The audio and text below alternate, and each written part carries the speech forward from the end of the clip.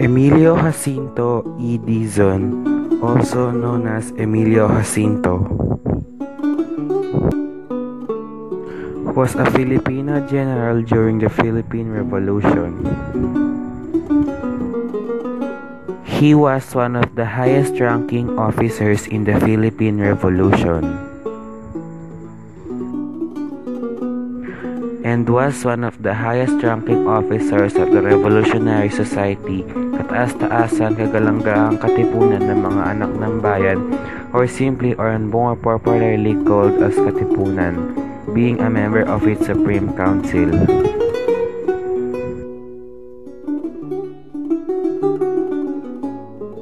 He was elected Secretary of State of the Haring Bayang Pangkatagalugan, a revolutionary government established during the outbreak of the hostilities.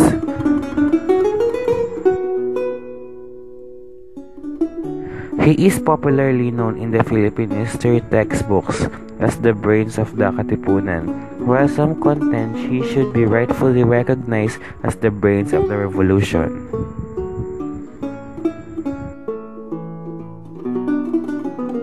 Jacinto was present in the so-called Cry of Pugadlawin with Andres Bonifacio, the Supreme President of the Katipunan, and others of its members, which signaled the start of the revolution against the Spanish colonial government in the islands.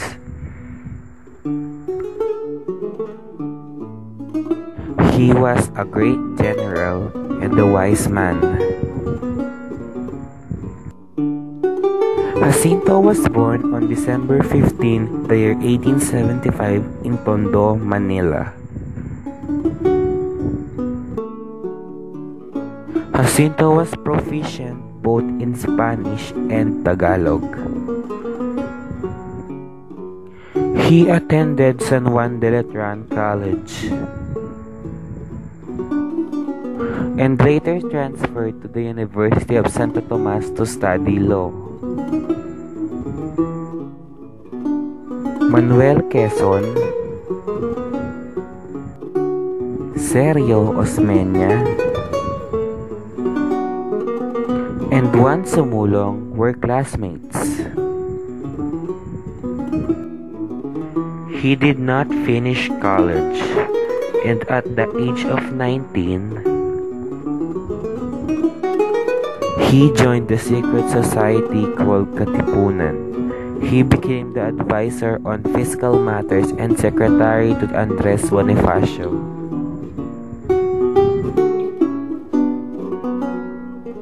He was later known as Utak ng Katipunan. Jacinto also wrote for the Katipunan newspaper called Kalayaan. He wrote in the newspaper under the pen name Dimasalaw and used the alias Pinkian, which means hard sedimentary rock in the Katipunan. Jacinto was the author of the Kartilya ng Katipunan as well.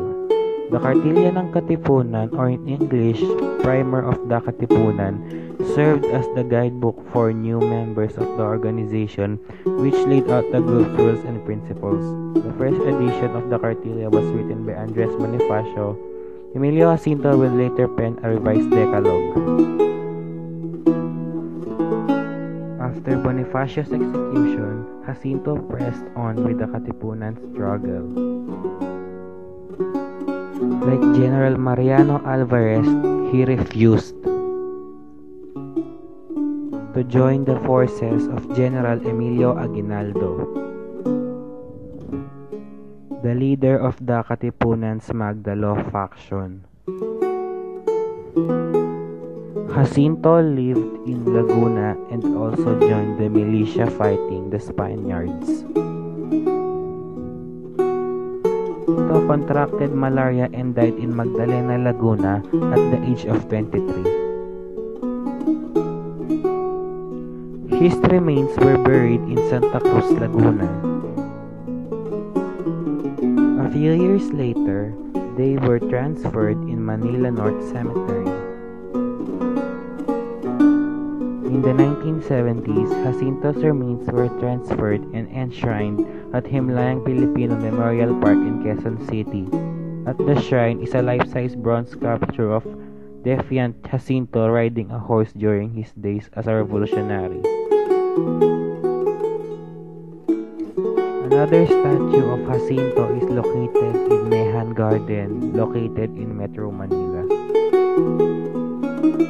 Jacinto's likeness used to be featured on the old 20 peso bill that circulated from 1949 to 1969 and also on the old 20 centavo coin.